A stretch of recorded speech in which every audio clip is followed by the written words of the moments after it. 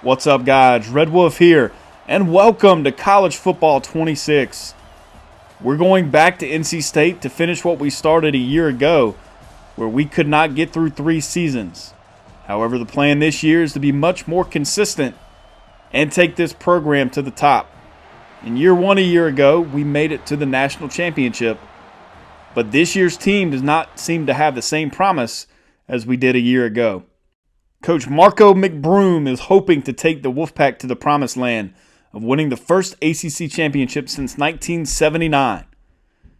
Last year, the Wolfpack had high expectations, but an injury to Grayson McCall, other players not performing as well as they could have, led to a dismal year where the Wolfpack finished 6-7. McBroom comes in hoping to turn the tide and make a positive impact on this Wolfpack football program. A program that's been consistent previously, but with a down year last year, we're struggling to retain and recruit high-end talent. Justin Jolie headlines this team. They've got him ranked as a 92 overall, and you watch him play in real life, he lives up to that billing. Brian Nelson looks to slot in as our best cornerback after Brandon Cisse transferred to South Carolina in the offseason. After Aiden White had a down year and Cisse battled injuries, the Wolfpack secondary looks a little thin. However, these transfers are hoping to come in and make an immediate impact. CJ Bailey is the starting quarterback for this Wolfpack team. Hit a decent freshman season in which he threw for over 2,400 yards, 17 touchdowns, and 10 interceptions. There were times where Bailey could have been a little more decisive, but I'm excited to see where he can take this team, especially in this dynasty.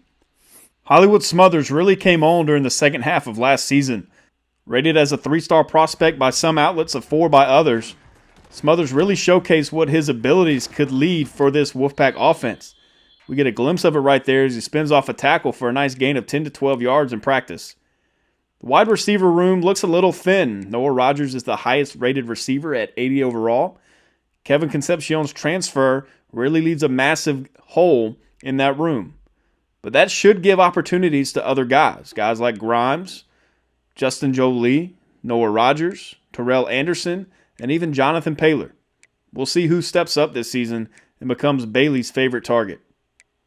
The Wolfpack defense does look a little thin this season. Caden Fordham will lead this linebacking core after getting injured a year ago. Brian Nelson II is that transfer in as a cornerback. He's a redshirt sophomore rated 87 overall, which is the highest rated player on this defense. Devon Marshall is another player who I think could have a big season for us as a senior. 83 overall on the opposite side of the field. We should have 2 pretty good cornerbacks that can lock down receivers. Our safety spot is a little thin. We've got Ronnie Royal back there. I'm kind of excited about him. He's a redshirt freshman, showing some ability. Maybe we can see him on the field a little bit this season. Going through our red shirts now, I went ahead and redshirted anybody who I didn't think would hit the field early. Of course, they do get 4 games and still can retain their red shirt, but I really don't see a point in not tagging them with that red shirt, even if you plan on playing them.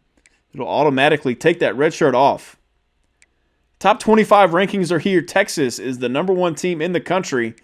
Week 1, they travel to Ohio State, ranked number 3. You're not going to see the Wolfpack here or in others receiving votes after a down year last season.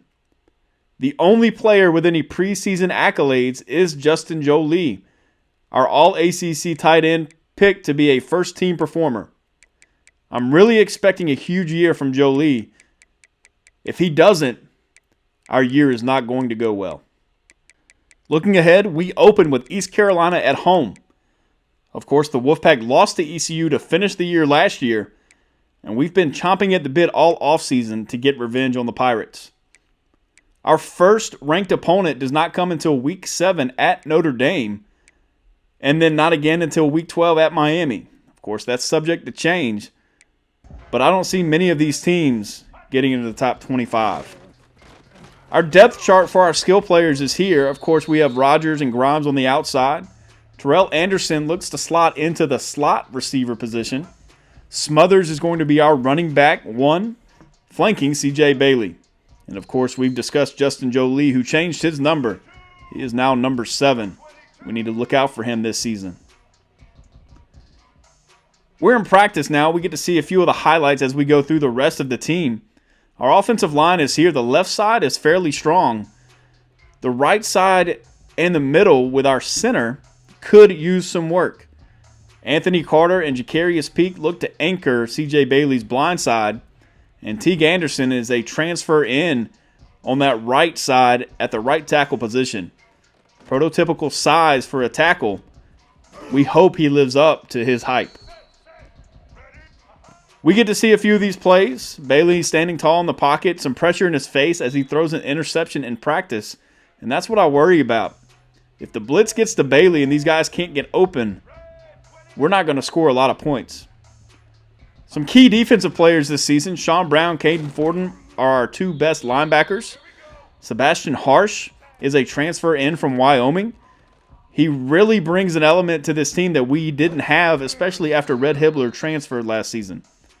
Brian Nelson, Devon Marshall anchor our outside cornerback positions. And then somebody we haven't talked about yet, Brandon Cleveland. He is your prototypical nose tackle. There were talks of him potentially going into the NFL draft last season, but he decided to return and anchor this Wolfpack defensive line. But now it's time for the spring game. I'm not going to show every play, but I do want to highlight some of our key players. As we see C.J. Bailey hook up with Wesley Grimes there, that was the only positive play on the first drive for the red team. This is first team defense versus our second team offense. I threw Will Wilson in there because I want to see what he can do. He has 87 speed as we see him check it down to Isaiah Jones, who gets a big play out on that left side. Wilson escapes the pocket, fires across his body, and an incredible catch from Keenan Jackson. That was a good play from Wilson, escaping the rush. He can't escape that one as Justin Terrell beats the offensive line and gets to Wilson in the pocket. These are not the lengths of the quarters I'm going to be using this year. I'm going to go with 12-minute quarters with a runoff down to 20 seconds, at least initially. I want to get to around 100 to 110, maybe 115 plays per game, depending on the opponent. I would like for us to run around 60 plays per game and hold the opposing team to less than 50.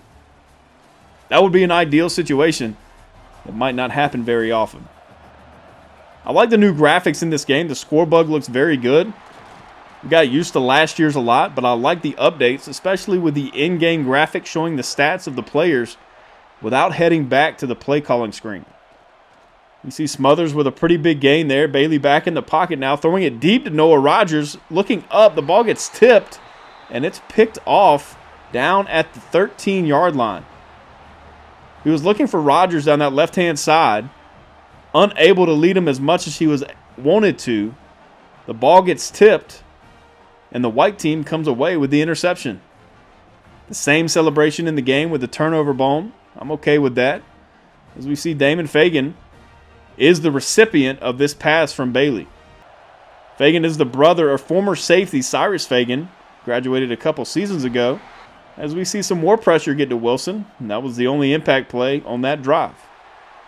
Now Smothers out of the backfield. This is where I really think he could keep defenses on their toes. Last season, Hollywood Smothers only caught 19 passes, but he had 263 receiving yards and a couple touchdowns.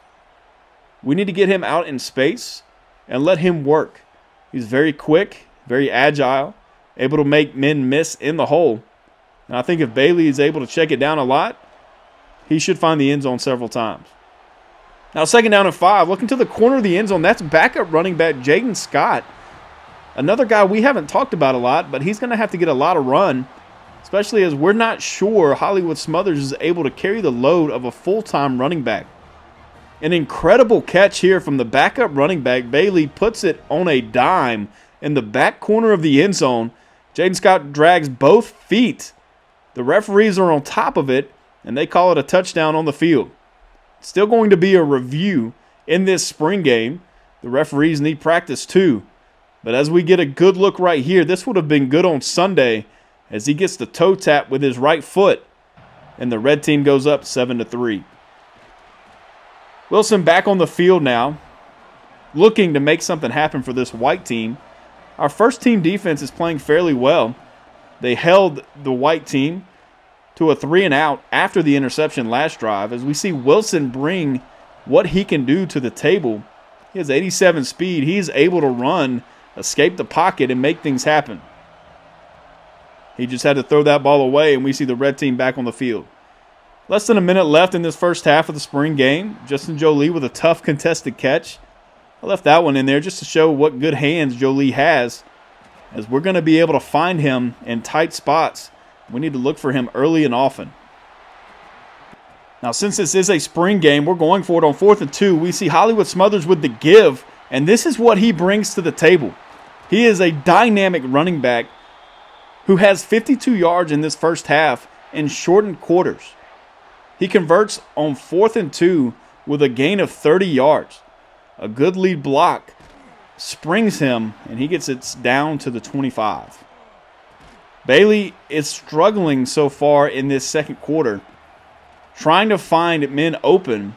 He's getting it to him, but there's just not a lot of space that these receivers are creating. They're not really separating from the defenders, and Bailey's having to be perfect with the football. And even so, the defenders are knocking it away more times than not. A nice little addition to this year's game, we get to see the All-State Good Hands net. Just little things like that make me excited to play this game this year and in future years. New graphics here, we get to see Bailey has 81 yards passing. Hollywood Smothers has all of those rushing yards for the red team, averaging almost 7 yards per play. I would take that every day in regular season contests. Another look at Jaden Scott's catch in the corner of the end zone. Nobody else really stood out. Didn't get to see Noah Rogers much. We saw Jolie make a contested catch. In this second half, I would like to see some of those playmakers come alive a little bit and give us some hope for this year on offense. The white team starts with the football. Will Wilson back on the field. Read option here. Breaks a tackle, makes a man miss, spins off of that tackle, gets across midfield. What a good play from the freshman quarterback. He's showing something that if Bailey struggles this year, we might be able to plug him into games and use him in certain situations, or even allow him to take over the starting role if Bailey is struggling. Another example of looking for Noah Rogers, unable to complete the pass as Wilson evades a tackle this time. Gets out across midfield again, converts the first down to the 43-yard line. He's showing some great escapability in the pocket, making things happen as he launches it deep down the left side. Is caught and then broken up by the defender. Looking for Keenan Jackson down that left side. Looked like he had it in his hands and then got folded backwards by the defender. Not much happening in that third quarter. Bailey back on the field now. Throwing it deep down the left side. Just a bad pass and a bad read. Throwing it up to Jonathan Paylor, one of the shortest guys on the field. He's not somebody you want to throw a jump ball to. Wilson escapes again, picks up 7.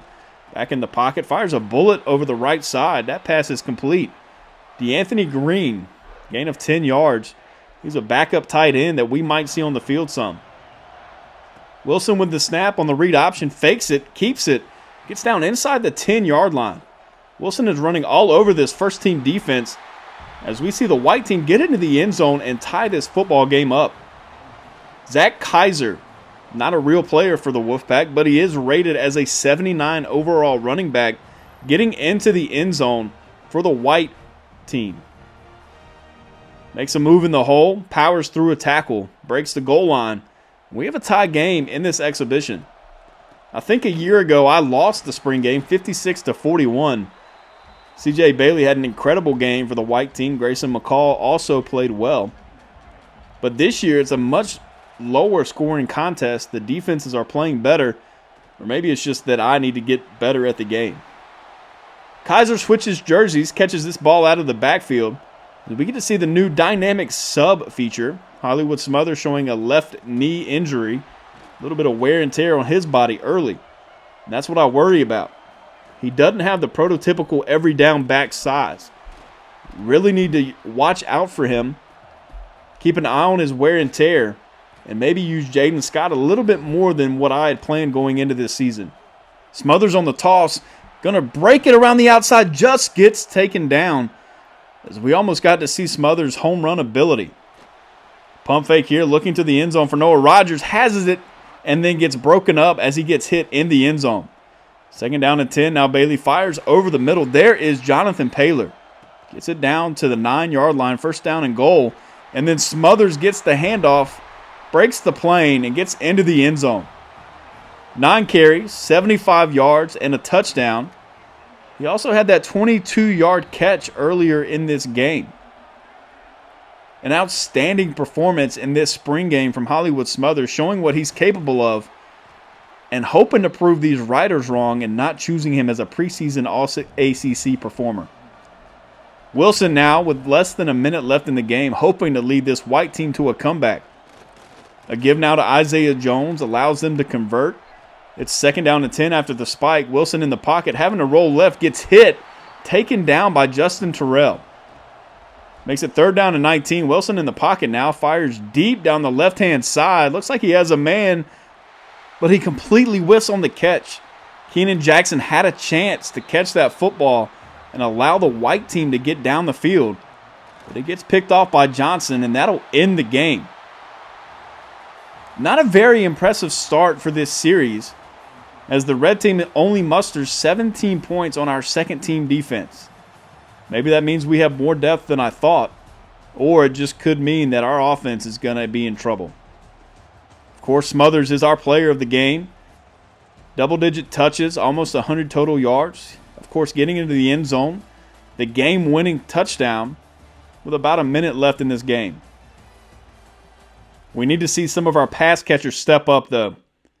Next time out, we get to see the Wolfpack in action at Carter Finley against the East Carolina Pirates. We take a look at their team, just a 71 overall, offense and defense and overall. They do have a speedy wide receiver, the former NC State receiver, Anthony Smith, 92 speed, 85 overall as a redshirt senior. He had a really big year last year for the Pirates, but we're hoping to slow him and this Pirate offense down. I think we'll be able to generate some pressure, but we'll get to see it next time out. I'm extremely excited for this game. College Football 26 is finally here. Feels like we've been waiting forever. It's Christmas in July. Stay tuned as we get to see the first game action of this Wolfpack Dynasty tomorrow. Make sure to like, comment, subscribe. I'll see you guys later.